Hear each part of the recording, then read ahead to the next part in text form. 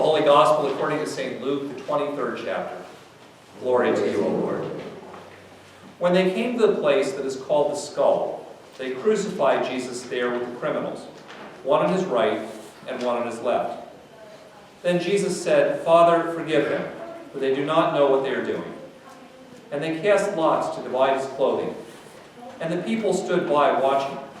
But the leaders scoffed at him, saying, "He saved others. Let him save himself if he is the Messiah of God, his chosen one." The soldiers also mocked him, coming up and offering him sour wine, and saying, "If you are the king of the Jews, save yourself." There was also an inscription over him, "This is the King of the Jews." One of the criminals who were hanged there kept deriding him and saying, "Are you not the Messiah? Save yourself and us." But the other rebuked him, saying, "Do you not fear God, since you are under the same sentence of condemnation? And we indeed have been condemned justly, for we are getting what we deserve for our deeds. But this man has done nothing wrong." Then he said, "Jesus, remember me when you come into your kingdom." Jesus replied, "Truly I tell you, today you will be with me in paradise." The Gospel of the Lord. So many of you may be familiar with the Mel Brooks movies. If you're not, Mel Brooks is, these are going back years ago, but Mel Brooks is a director who always writes a part for himself into each movie he does, and they're all spoofs and satires and comedies. And I have been a particular fan of the Mel Brooks movies for a long time, including History of the World Part 1, which has a lot of spoofs of things that happened throughout history in the world and in the first century during the time of the Roman Empire. And so as we were getting ready for the Holy Land trip a couple of months ago, I started looking through the internet to see if anybody had a clip of one of the songs that he and a bunch of other people do called "We're Off on the Road to Judea." And if anybody remembers that, I have now planted that earworm in you for the rest of the day. But it was a spoof on some of the Bob Hope movies and things like that. I really liked some of the things that he did to parody stuff. And from that movie also, he wrote himself a character where he was one of the French King Louis. And he got to walk around surrounded by opulence and power and glamour. And at one point, as he's involved in all this stuff, he turns to the camera and he says to the audience, "It's good to be the king." In fact, he probably did that a couple of times. It's good to be the king, and that usually is the way we think about kings. It would be good to be the king. Because usually the way we think about kings, we think a king is somebody who has unlimited, unfettered power. They can do anything they want, whenever they want, because after all, if you can't do what you want when you want, what good is it to be the king? It's good to be the king. We think that kings are people with unlimited wealth. They never run out of money, and they never run out of things to spend money on. One of the reasons it's good to be the king. And we also envision that kings are always popular. Everybody loves the king and bows down and does obeisance. And even if you don't like the king, you pretend to like the king, because if you don't like the king, so everybody has to treat you nicely. That's why it's good to be the king. Yet, if you've studied even a little bit of history, the real history of the world, it quickly becomes apparent that for most kings, this was not the case, at least not all the time. In fact, although many kings did often enjoy power and wealth, it's also the case that quite a number of kings were frequently the targets of assassination and plots. And sometimes they were thinking that they were the targets of assassinations and plots for good reason. So while we were on the Holy Land trip, we got taught a little bit more about King Herod the Great, who is the king when Jesus is born. He probably is one of the most powerful kings that we read about in the New Testament. But he was powerful because the Romans had set him up to be the king in Judea. And he ruled rather ruthlessly because he was afraid that his rule over the people was based solely on Rome being nice to him and leaving him there because he could control things. And he was always worried that somebody was going to come along and undermine his authority, and frequently that did happen. And he was on the run various places, and he was paranoid that somebody was plotting to get him. And there were people, actually, who were plotting to get him. My dad used to say, just because you're paranoid doesn't mean that people aren't out to get you. And it was true about Herod. People were out to get him.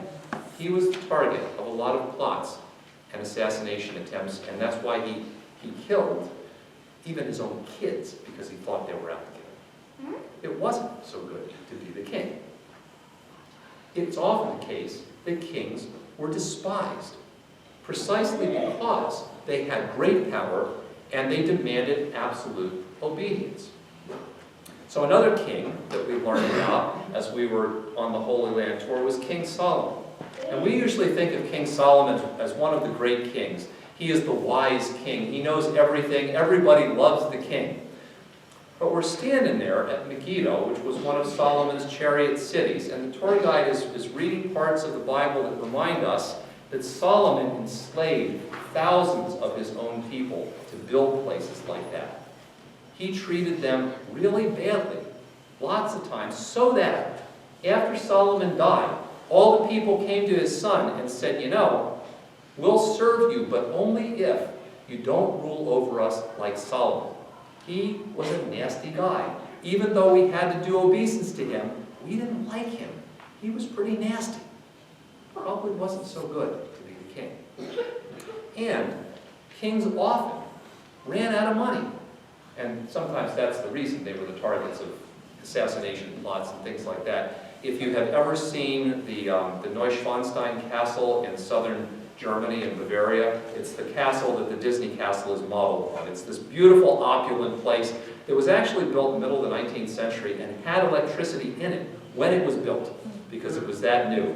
And the king who built that castle, you think, wow, he had all this money, he built this castle. And he did when he started building the castle. But at the end, he completely bankrupted Bavaria by building those castles. And that may be one of the reasons he ended up assassinated, because he didn't have money. And it wasn't so good then to be the king. So in reality, it's often not good to be the king. And that certainly was the case for many of the kings of Israel and Judah in the Old Testament. Very often the kings, even the good ones, had a hard time. And while some were wealthy and powerful, they had a tough job, not only because of the expectations of the people, but because of God's expectations. Because in the beginning, there were no kings for several hundred years in Israel or Judah. God was the king.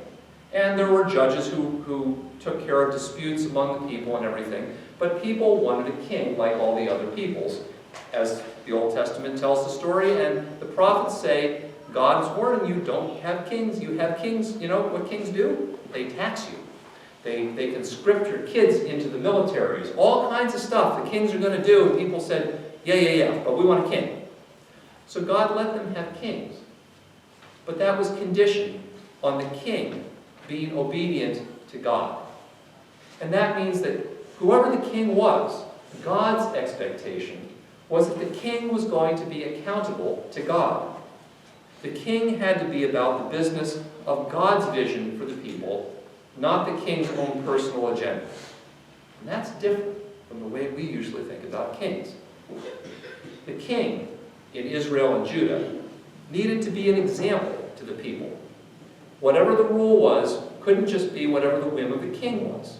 God set the rules, and the king needed to be an example. Whatever went for the people went double for the king. That's not usually the way we think about kings. And the king in Israel and Judah had to be willing to sacrifice himself for the people. The king shared in the people's faith, and the king couldn't run away when the enemies showed up. Like the shepherd, the king had to stand there and defend the people and go down with the ship if necessary. He couldn't run off and let other people take the heat for him. Now, of course, as you read the Old Testament, you find out that lots of kings did not do any of these things. In fact, the phrase, "He did what was evil in the sight of the Lord," is probably the most common description of a king in the Old Testament. But nevertheless, all of these things were what were expected of the kings. The people expected them, God expected them. And so it was often manifestly not good to be the king. And certainly, it was not great for Jesus to be called a king. In fact, the title king is rarely used of Jesus except at his trial and in his crucifixion. King was something you didn't want to be called in an area under the Roman Empire, because if you were a king, unless you were set up by Rome to be the king, if somebody said, I'm the king, or if somebody else said, hey, that person over there should be our king, that was something you could be crucified for.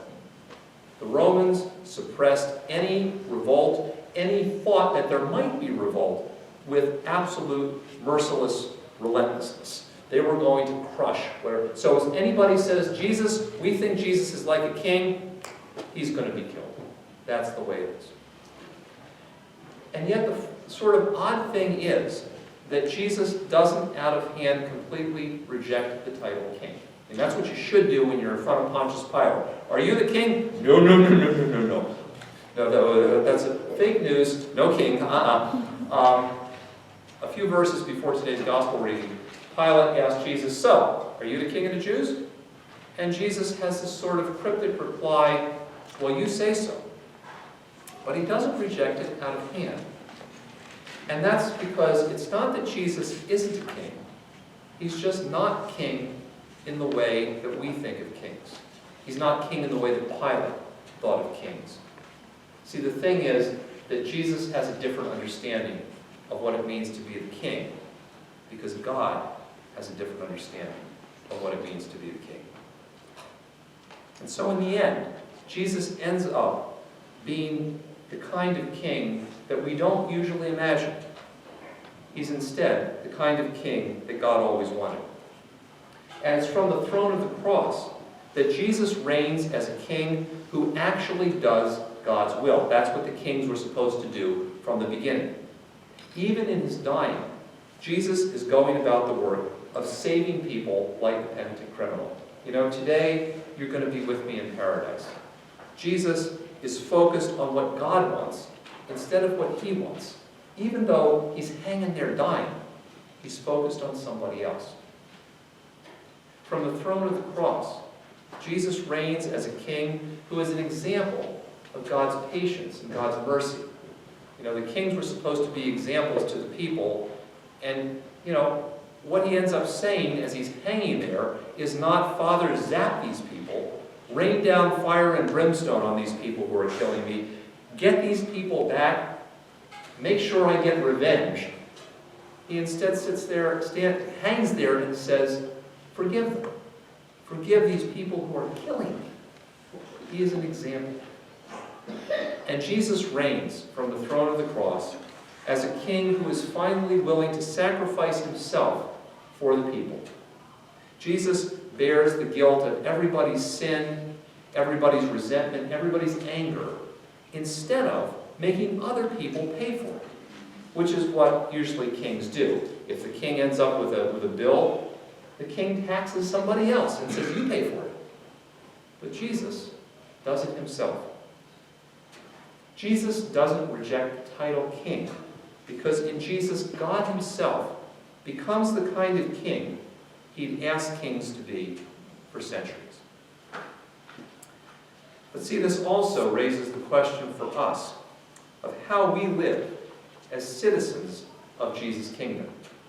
See, if Jesus is our king, it means more than simply saying, isn't it great that we have a good and wonderful king who loves us and does what God wants, but it doesn't involve how I live my life.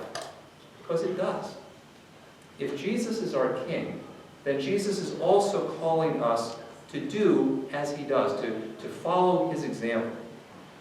And so, living as citizens of Jesus' kingdom means that we should also ask ourselves how we follow Jesus, our king, by doing God's will, even if we think we have limited time or resources. I mean, if there's anybody who should have been able to say, you know, I got to worry about myself right now, It's a guy who's hanging on a cross and has about 30 minutes to live. Jesus focuses on somebody else, focuses on what God wants him to do, and calls us also to be people who say, you know what can I do? Even if I have a short amount of time, a small amount of money, a little bit of bandwidth, but what is it that I can do to live God's will in my life, right here, right now, at my point in life? That's how we live as citizens of Jesus' kingdom. Living as citizens of Jesus' kingdom means that following Jesus, our King, we also think about how is it that we can share God's love and God's mercy, even for people who don't like us, even for people who we don't like. I mean, Jesus is praying for forgiveness for people who are killing him and are not sorry about it one single bit.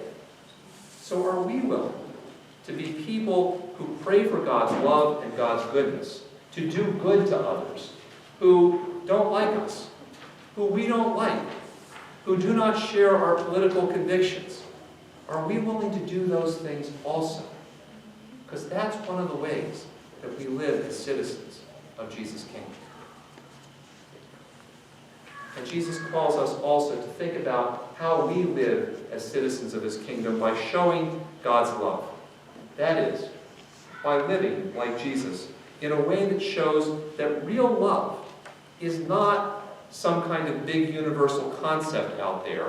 It's not a warm, mushy feeling we have in our hearts, but real love, as Jesus shows it to us, is about sacrificing our own agenda and our own comfort for somebody else in real ways that make that a living reality in their lives. All of those things are really hard to do, which is why it's much easier to focus on Jesus than to ask what the question is, how am I supposed to do that in my life?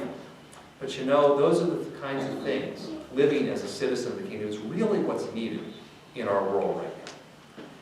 And as followers of Jesus, our King, when we're willing to live into the kingdom by doing as Jesus did, we open ourselves up to being agents of God's love in the real lives of other people. When we're willing to live as citizens of the kingdom by doing as Jesus did, we open ourselves up to giving the world a taste of a God who actually loves them even if they don't care about God.